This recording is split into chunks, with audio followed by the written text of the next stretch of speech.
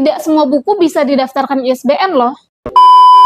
Bagi penulis buku pendidikan, ISBN merupakan salah satu unsur yang wajib ada pada bukunya. ISBN juga bisa memudahkan pendistribusian buku dan juga promosi buku. Di samping itu, dalam beberapa hal, untuk kenaikan pangkat misalnya, ISBN juga diperlukan pada sebuah buku yang diterbitkan oleh dosen. Karena peran ISBN yang besar tersebut, beberapa tahun belakangan permintaan ISBN kepada Perpusnas semakin membludak, sehingga pada tahun 2022, Perpusnas mengeluarkan petunjuk teknis layanan ISBN yang menjelaskan mengenai jenis-jenis buku yang sekarang bisa didaftarkan ISBN. Apa itu ISBN?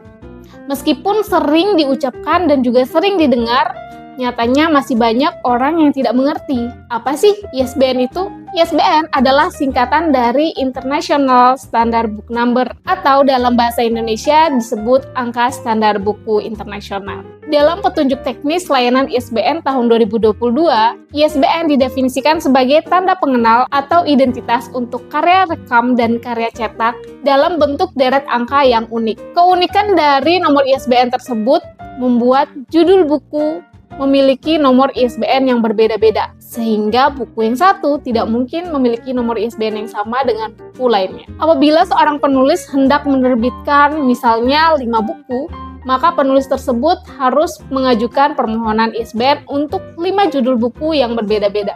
Kecuali jika buku tersebut adalah buku berjilid atau buku berseri yang pengajuannya harus dilakukan sekaligus dalam satu kali pengajuan.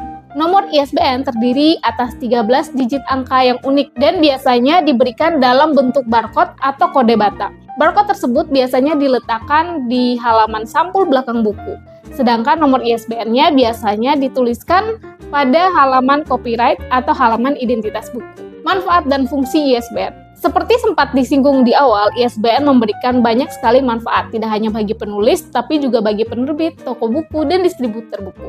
Dalam buku petunjuk teknis layanan ISBN tahun 2022, setidaknya ada 3 manfaat dan fungsi dari ISBN. Yang pertama adalah sebagai alat pemasaran dan pendistribusian buku bagi toko buku dan distributor. Apalah gunanya buku yang sudah ditulis selama berbulan-bulan jika tidak dipasarkan? Nah, disinilah letak dan fungsi utama dari adanya nomor ISBN. Hadirnya ISBN pada sebuah buku bisa membantu untuk mengidentifikasi buku, sebab ISBN adalah identitas buku. Keberadaan ISBN bisa membantu mempermudah proses pemasaran dan pendistribusian buku, mulai dari penerbit, menuju ke toko buku hingga pada akhirnya sampai ke tangan pembaca. Dengan sifat kode ISBN yang unik, akan memudahkan reseller dan juga toko buku untuk mengidentifikasi buku yang dipasarkan, sehingga meminimalkan resiko adanya kesalahan dalam pencatatan buku yang didistribusi dan dijual kepada pembaca. Manfaat dan fungsi yang kedua adalah sebagai alat temu informasi buku. Manfaat dan fungsi selanjutnya dari ISBN adalah menjadi alat temu informasi buku. Dengan kode uniknya, ISBN menjadi salah satu identitas buku yang membuatnya berbeda dengan buku-buku yang lain. Selain itu, buku-buku yang memiliki ISBN juga akan tercatat dalam database Perpustakaan Nasional Republik Indonesia. Hal ini adalah salah satu keuntungan dari buku-buku yang memiliki ISBN. Dengan tersimpannya data buku di Perpustakaan Nasional Republik Indonesia, informasi tentang buku akan lebih mudah diakses melalui website ISBN. Selain itu, informasi tentang buku juga akan mudah diakses oleh masyarakat di seluruh Indonesia, sehingga membantu penulis dan juga penerbit untuk menemukan pembaca yang lebih luas. Manfaat dan fungsi yang ketiga adalah sebagai alat promosi buku. ISBN sebagai alat promosi buku bisa dimanfaatkan baik oleh penulis maupun oleh penerbit.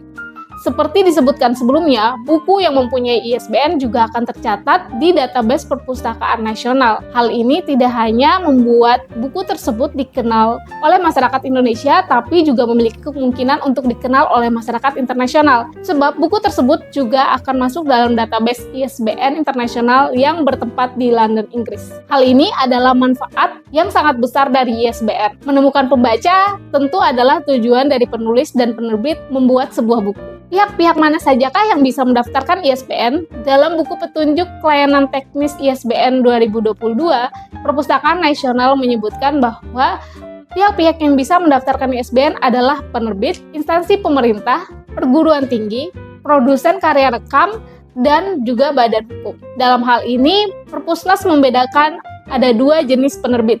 Penerbit yang pertama adalah penerbit komersial, yaitu penerbit yang murni bergerak dalam dunia usaha penerbitan buku. Sedangkan penerbit yang kedua adalah instansi atau lembaga atau badan hukum yang menerbitkan buku untuk kepentingan internal. Contohnya instansi pemerintah, perguruan tinggi, dan lembaga swadaya masyarakat atau LSM. Dalam hal ini, instansi pemerintah dapat mencakup instansi pemerintah yang ada di pusat maupun instansi pemerintah yang ada di daerah.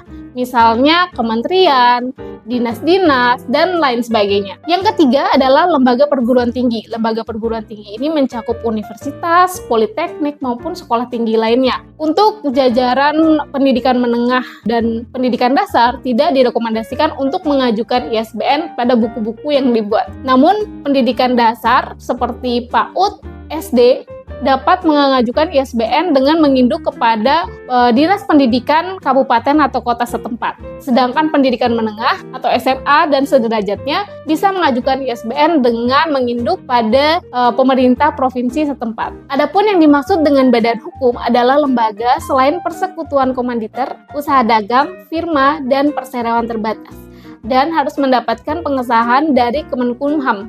Namun, terbitan yang bisa diajukan ISBN dibatasi hanya pada terbitan yang terkait dengan kegiatan lembaga pada maksud dan tujuan dokumen legalitas, tidak bersifat komersial, serta tersebar secara luas di seluruh wilayah Indonesia. Badan hukum ini misalnya seperti asosiasi, yayasan, dan LSM. Yang terakhir adalah produsen karya rekam. Produsen karya rekam adalah orang atau perseorangan atau badan hukum yang menghasilkan karya rekam yang berada di wilayah Republik Indonesia. Itulah pihak-pihak yang dapat mengajukan ISBN. Sekarang kita akan bahas jenis-jenis buku apa saja yang bisa diajukan ISBN. Jadi, sejak tahun 2022, Perpustakaan Nasional Republik Indonesia membedakan jenis terbitan yang diberikan ISBN menjadi 3, yaitu terbitan perguruan tinggi, terbitan kementerian atau lembaga atau instansi, dan terbitan swasta.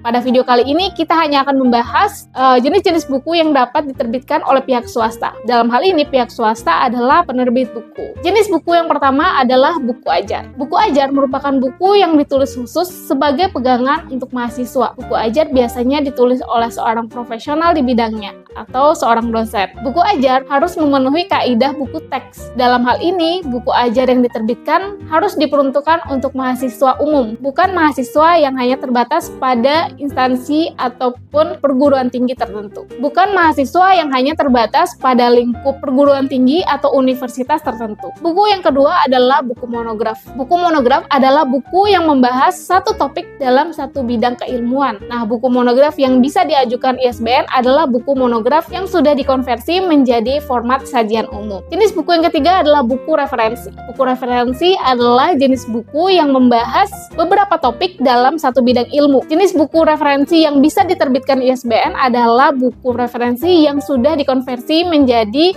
sajian umum. Jenis buku yang keempat adalah bunga rampai. Bunga rampai adalah kumpulan karangan atau tulisan pilihan atau berupa antologi. Bunga rampai yang diterbitkan haruslah sudah diedit menjadi format sajian umum. Jenis buku yang kelima yang bisa diajukan ISBN adalah laporan perusahaan. Dalam hal ini, laporan perusahaan yang ingin diajukan ISBN adalah laporan perusahaan yang berisi informasi yang harus diketahui oleh masyarakat umum. Dan laporan perusahaan ini juga harus diedit atau dikonversi menjadi format sajian umum. Jenis buku yang keenam adalah karya tulis ilmiah atau KTI. Dalam hal ini, KTI juga harus diedit atau dikonversi menjadi format sajian umum. Yang ketujuh adalah novel, karya sastra, kumpulan cerpen, kumpulan puisi, ataupun kumpulan esai. Jenis-jenis buku sastra ini dapat diajukan ISBN selama buku-buku ini akan dipasarkan ke masyarakat luas, tidak hanya untuk penulis atau pihak tertentu saja. Lalu yang kedelapan, buku biografi.